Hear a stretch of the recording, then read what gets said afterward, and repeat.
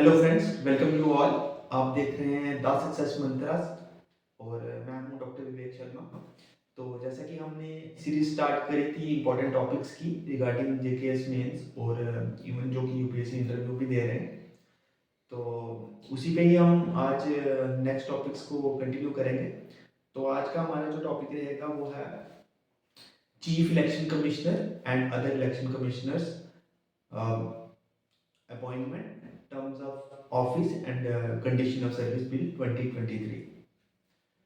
तो ये जो बिल है, इसमें जो इलेक्शन कमीशन के रिलेटेड कुछ मैटर्स हैं उसको जो उसमें जो इश्यूज उठ रहे थे वो उसके रिगार्डिंग ये बिल है। तो हम बात करेंगे इस पे ही। तो इसमें सबसे इम्पोर्टेंट एस्पेक्ट जो है वो अपॉइंटमेंट ऑफ इलेक्शन कमिश्नर है। तो इसमें जो अभी का बिल है इसमें एक सिलेक्शन कमेटी होगी, जिसमें प्राइम मिनिस्टर जो कि चेयरमैन रहेंगे और एक leader of opposition in Lok Sabha जो होंगे वो एक मेंबर होंगे। अगर और अगर वो नहीं होते हैं तो फिर जो सिंगल लार्जेस्ट पार्टी होगी अपोजिशन में उनका जो लीडर होगा वो मेंबर होगा। और तीसरे मेंबर जो होंगे वो एक यूनियन कैबिनेट मिनिस्टर रहेंगे जिनको नॉमिनेट प्राइम मिनिस्टर करेंगे, वो भी एक मेंबर के तौर पर रहेंगे। तो सिलेक्शन कमेटी को जो नेम्स फॉरवर्ड किए जाएंगे वो एक सर्च कमेटी प्रोवाइड करेगी। वो 5 कैंडिडेट्स का नाम जो है वो प्रोवाइड करेगी। वहाँ से सिलेक्शन कमेटी कोई एक मेंबर को चूज करेगी। तो अब जो सर्च कमेटी रहेगी वो सर्च कमेटी में 3 मेंबर्स होंगे, कैबिनेट सेक्रेटरी होंगे और 2 मेंबर्स जो रहेंगे वो not below the rank of secretary to the government of India रहेंगे और उनका एक एक्सपीरियंस और नॉलेज होना चाहिए regarding the management of elections. और इसके बाद ये भी है कि अगर कोई ऐसा कैंडिडेट जो सर्च कमेटी ने मेंशन नहीं किया है तो सिलेक्शन कमेटी ऐसे भी किसी कैंडिडेट को सिलेक्ट कर सकती है। और अगर दूसरी बात किसी और एस्पेक्ट को टच किया गया है तो वो रिगार्डिंग सैलरी और कंडीशन ऑफ सर्विस की है। वो जो पहले था 1991 एक्ट, वो उसमें यही था कि सैलरी अलाउंसेस जो है वो एक सुप्रीम कोर्ट के जज की हिसाब के रहेंगे, बट अब जो है it would be equivalent to the cabinet secretary.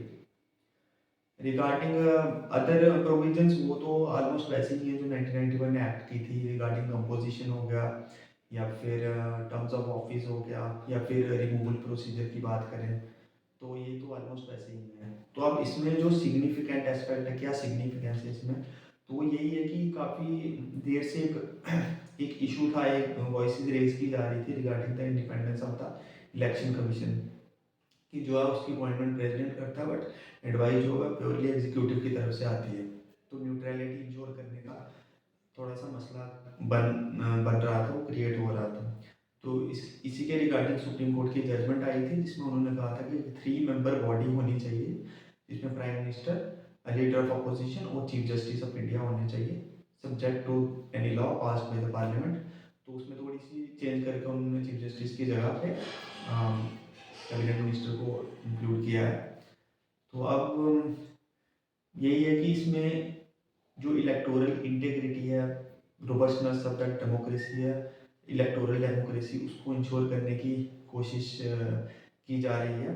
But अब जो इसमें इम्पॉर्टेंट ये है कि कुछ क्वेश्चंस अभी भी रेज किए जा रहे हैं और उसमें यही है कि 3 मेंबर बॉडी तो है, पहले से बेटर है इन terms of selection, but still it is in favour of executive, क्योंकि माइनॉरिटी वोट की तरफ चला जाता है जब लीडर ऑफ पोजीशन की बात होती है। तो उनकी जो बैलेंस है वो एग्जीक्यूटिव की तरफ टिल्ट हो रहा है। और दूसरा ये है कि इसमें अभी भी ऑटोनॉमी और फंक्शनिंग का जो एस्पेक्ट है इलेक्शन कमीशन का वो भी थोड़ा सा क्वेश्चनेबल हो जाता है। और इंडिपेंडेंस और इम्पार्शियलिटी जो है वो ज़रूरी होती है इलेक्शन कमीशन की, ताकि एक फेयर और ट्रांसपेरेंट इलेक्शन कंडक्ट किया जा सके। तो अब हम यही कह सकते हैं कि इम्पॉर्टेंट यही है कि जो preponderance of interference of executive in the electoral matters है वो कम होनी चाहिए, ताकि जो इलेक्टोरल डेमोक्रेसी है वो ग्रो करती रहे और रोबस्ट रहे। इसमें तो इतना ही रहेगा। इसके बाद हम एक सेकंड टॉपिक उठाते हैं। इसमें अभी पुलिस रिफॉर्म्स को लेकर काफ़ी चर्चा में रहता है ये एस्पेक्ट, क्योंकि पुलिस एक बहुत इंपॉर्टेंट कंपोनेंट है। तो रिगार्डिंग एग्जाम में GS2 गवर्नेंस के एस्पेक्ट से काफ़ी इंपॉर्टेंट है, सिक्योरिटी के एस्पेक्ट से भी काफ़ी इंपॉर्टेंट है। तो पुलिस रिफॉर्म्स क्यों ज़रूरी हैं? तो इसमें हम कह सकते हैं कि जो पुलिस है वो लॉ ऑर्डर मेंटेनेंस के लिए बहुत इंपॉर्टेंट रोल प्ले करता है। Security ensuring the security of the persons and internal security of the country. तो अब क्यों, क्या रीज़न है जिसकी वजह से पुलिस रिफॉर्म्स के बारे में काफ़ी काफ़ी फ्रिक्वेंटली जो इशू रेज किया जाता है, तो वो यही है कि सबसे इम्पोर्टेंट जो एस्पेक्ट है पुलिस पॉपुलेशन रेशियो है, वो इंडिया में जो है वो बहुत कम है। इंडिया में अभी 120:1 lakh police person to population जो है वो रेशियो है। As compared to the international जो रेशियो है वो average, global average is 280:1 lakh people. और इवन के जो UN की गाइडलाइंस है उसमें 220 होना चाहिए। तो उसी हिसाब से भी इंडिया काफ़ी पीछे है।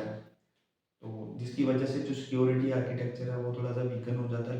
लोग उतने सिक्योर नहीं हो पाएंगे जितने कि बाकी डेवलप्ड एडवांस कंट्रीज में है। दूसरा जो एस्पेक्ट है वो करप्शन का भी है।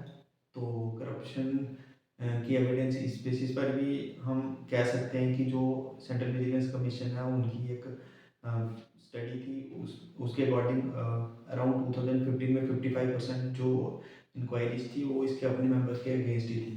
इवन के दिल्ली की भी एक स्टडी है जिसमें 66% करप्ट पुलिस ऑफिसर्स पाए गए थे, और वे बैक इन 2014, जो कि बाद में रिड्यूस होकर 34% हो गया था। But still corruption is a big issue in police establishments. Third, changing nature of crime कह सकते हैं कि क्योंकि जो ये पुलिस अभी जिस एक्ट से ड्रिवन था वो पुलिस एक्ट 1861 का है, तो वो काफ़ी पुराना है, कॉलोनियल एरा का है। और आज काफ़ी इवॉल्व हो गई है सोसाइटी, टेक्नोलॉजिकल एडवांसमेंट आ गई हैं। क्राइम जो है उसका तरीका, उसकी डेप्थ, उसकी एक्सटेंट काफ़ी हद तक बदल चुकी हुई है। इसके बाद हम बात करेंगे जो पुलिस कस्टडी में टॉर्चर का एक काफ़ी मतलब रेगुलर एलिगेशंस आते हैं और काफ़ी सारी कस्टडियल डेथ्स भी देखी गई हैं। तो वो भी एक इशू है जिसकी वजह से पुलिस रिफॉर्म होने चाहिए। और इवन 1996-1997 की DK बासु जजमेंट्स थी जो सुप्रीम कोर्ट ने प्रोवाइड की थी DK बासु केस में, तो वो गाइडलाइंस को भी एडहेयर करना ज़रूरी है, जो कि अभी तक in depth in detail follow नहीं की जा रही है। इसके बाद पॉलिटिकल इंटरफेरेंस का इशू भी है पुलिस सर्विस में, जिसकी वजह से जो इंडिपेंडेंस से काम कर सकती है पुलिस फोर्स वो नहीं कर पा रही है। इवन के जो पहली वैकेंसी जो है वो बड़ी ज़्यादा, और जो पुलिस ऑफिसर्स हैं भी वो काफ़ी सारे पॉलिटिकल रिप्रेजेंटेटिव की को ही रिप्रेजेंट करने में लगे रहते हैं। तो और जो गैपिंग क्रिएट हो जाते हैं in terms of the number of the police personnel available for the people to ensure their security. तो इसके अलावा कुछ और जो इश्यूज हैं, जैसे उनमें प्रमोशन और वर्किंग कंडीशंस का भी बहुत इशू है। एक टॉक्सिक कल्चर भी रिवेल करता है पुलिस सर्विस में, जिसमें जो सुपीरियर इंफीरियर सबॉर्डिनेट ऑफिसर्स को अब्यूज़ करते हैं। हारमोनियस इन्वायरमेंट जो है वो जनरली नहीं होता है, जिसकी वजह से फिर अल्टीमेटली जो आउटपुट है वो भी पुलिस सर्विस में अच्छी नहीं आती है। तो ये कुछ ऐसे इश्यूज हैं जिनकी वजह से पुलिस रिफॉर्म्स इम्पोर्टेंट हो जाते हैं। तो अब इसमें क्या रिफॉर्म करने चाहिए, तो उसमें हम कह सकते हैं कि एक सुप्रीम कोर्ट की कुछ गाइडलाइंस है जो कुछ अराउंड 7 प्रिंसिपल्स हैं, तो उन पे बात कर सकते हैं। रिफॉर्म में उन चीज़ों को एड्रेस किया जाना चाहिए। तो सबसे पहले तो इसमें यही आता है कि जो पॉलिटिकल इंटरफेरेंस है वो कम होनी चाहिए, कि स्टेट की political interference in the functioning of police है वो कम होनी चाहिए। सेकेंडली, एक मेरिट बेस्ड सिस्टम होना चाहिए, ताकि जो पुलिस ऑर्गेनाइजेशंस के हेड हैं वो मेरिट बेस्ड ट्रांसपेरेंट प्रोसेस से अपॉइंट किए जा सके, उनको एक सिक्योरिटी ऑफ टेनर भी प्रोवाइड किया जा सके। thirdly, इवन के जो officers up to the rank of superintendent of police हैं या फिर SHOs of the police station, उनको भी एक मिनिमम टेन्योर होना चाहिए एटलीस्ट फॉर 2 years। और इसमें ये भी कह सकते हैं कि रिफॉर्म मेजर्स में कि पुलिस में जो इन्वेस्टिगेशन का जो एस्पेक्ट है और जो लॉ एंड ऑर्डर मेंटेनेंस का एस्पेक्ट है उनको भी सेपरेट कर दें, तो ये भी काफ़ी बेनिफिशियल होगा। इफेक्टिवनेस जो एफिशिएंसी है वो भी ला पाएंगे, बर्डन ऑफ वर्क जो है वो कम हो जाएगा। और इसमें अगर ये भी सुप्रीम कोर्ट की जो गाइडलाइन थी कि एक पुलिस इस्टेब्लिशमेंट बोर्ड होना चाहिए जो कि ऐसे मैटर्स रिगार्डिंग पोस्टिंग हो गया या फिर ट्रांसफर्स होगी, प्लेसमेंट होगी, तो उनको देखे। इसके अलावा कंप्लेंट्स अथॉरिटीज़ होनी चाहिए ताकि स्टेट लेवल पे हो, ताकि superintendent of police, senior superintendent of police या उस रैंक तक के ऑफिसर्स, उससे ऊपर के जो ऑफिसर्स हैं, उनके अगर कोई मिसकंडक्ट होता है उनकी तरफ से तो उसमें कंप्लेंट्स जो है वो एड्रेस की जा सके रिगार्डिंग अगर कुछ कस्टडियल टॉर्चर हो रहा है, डेथ हो रही है, रेप हो रहा है, ग्रीवियस हर्ट हो रहा है। सिमिलरली अगर डिस्ट्रिक्ट लेवल की बात करें, सुप्रिटेंडेंट ऑफ पुलिस या उससे नीचे के लेवल पर अगर कोई कंप्लेन होती है तो वहाँ पर भी एक कंप्लेंट अथॉरिटी होनी चाहिए। लास्टली एक नेशनल सिक्योरिटी कमीशन होना चाहिए जो कि सेंट्रल पुलिस ऑर्गेनाइजेशंस के जो हेड हैं उनकी प्लेसमेंट के रिगार्डिंग जो है वो डिसीजन ले, और उसके बाद उनका एक मिनिमम टेन्योर इंश्योर करे। तो यही कुछ मेजर्स हैं जो पुलिस रिफॉर्म्स में लेने की ज़रूरत है। तो अभी के लिए इतना ही। तो thank you all, keep watching the success mantras.